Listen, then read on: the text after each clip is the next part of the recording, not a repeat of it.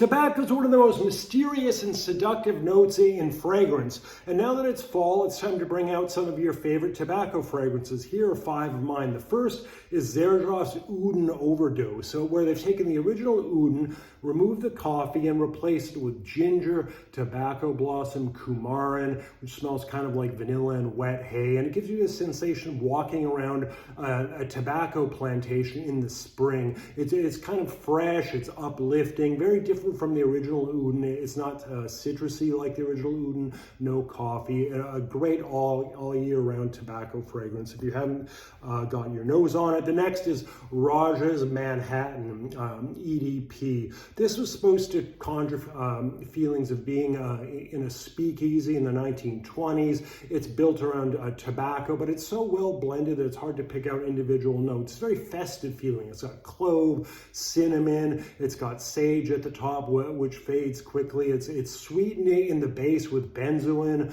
and it's also very balsamic. As it dries down, it becomes more and more balsamic, but it has a kind of a lighter, airier feel and can be used in the fall or the spring, or all year round as well, but better suited for the cooler weather.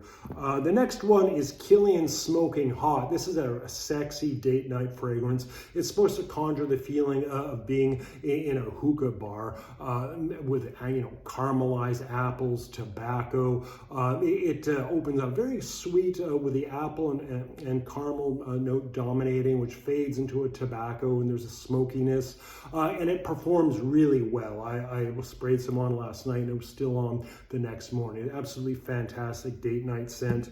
The next one is John Varvatos Dark Rebel. This is discontinued because the company went bankrupt, but this is an absolute stunner. It's a quarter of the price of say Manhattan, but it belongs in the same league in my opinion.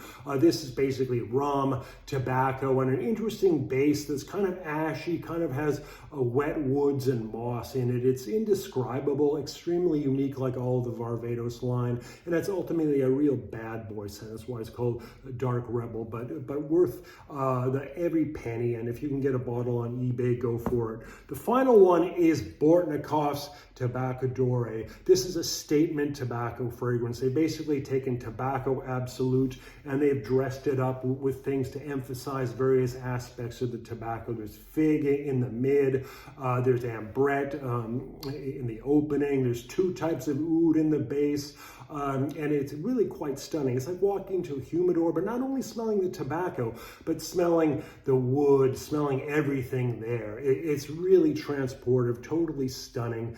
It goes through many phases, and it lasts forever. It's wonderful stuff. And I know you have to order it directly from their store, their website in Thailand, but they do ship quickly. It's worth every penny, absolutely.